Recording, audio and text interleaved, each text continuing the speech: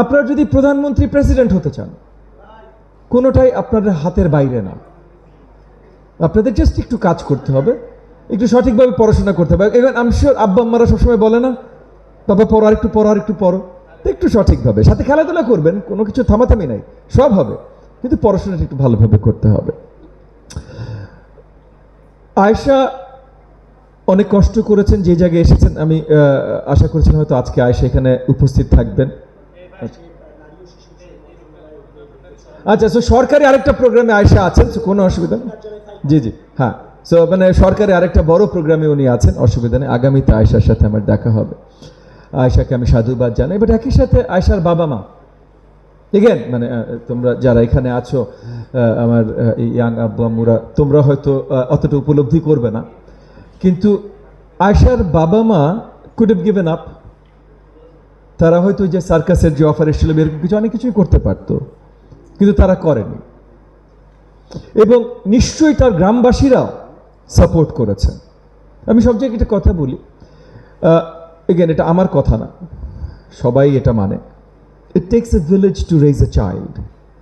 একজন সন্তানকে, একটা শিশুকে সঠিকভাবে যদি বড় করতে হয়, তাহলে পুরো সমাজ ব্যবস্থাটাকে এক হয়ে এই বড় করায় সহযোগিতা করতে হয়। সেটি এলাকাবাসী হোক, বাবা মা হোক, স্কুল হোক, পুরো সমাজকে।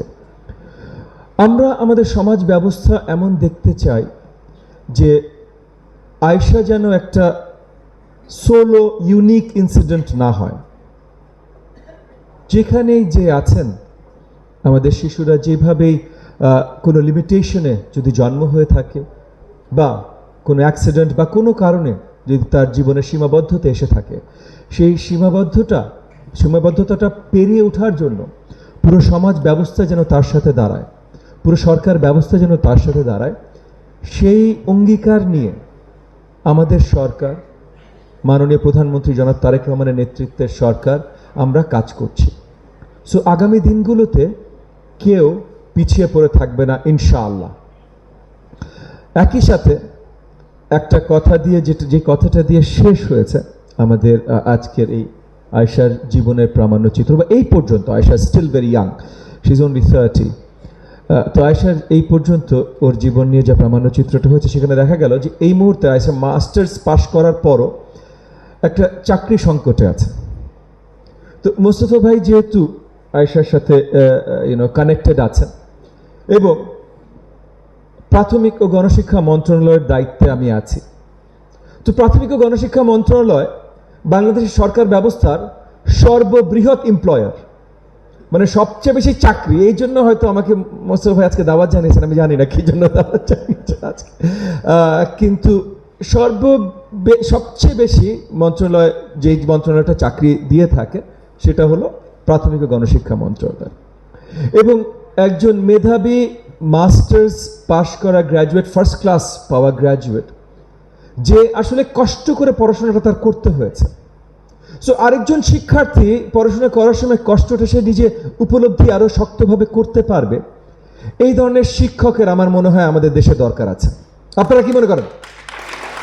হ্যাঁ না, উপরে আমার আব্বা আম্মুরা মনে করছে না শিক্ষক বেশি আমরা চাই না, আমরা কম কম পড়াশোনা চাই।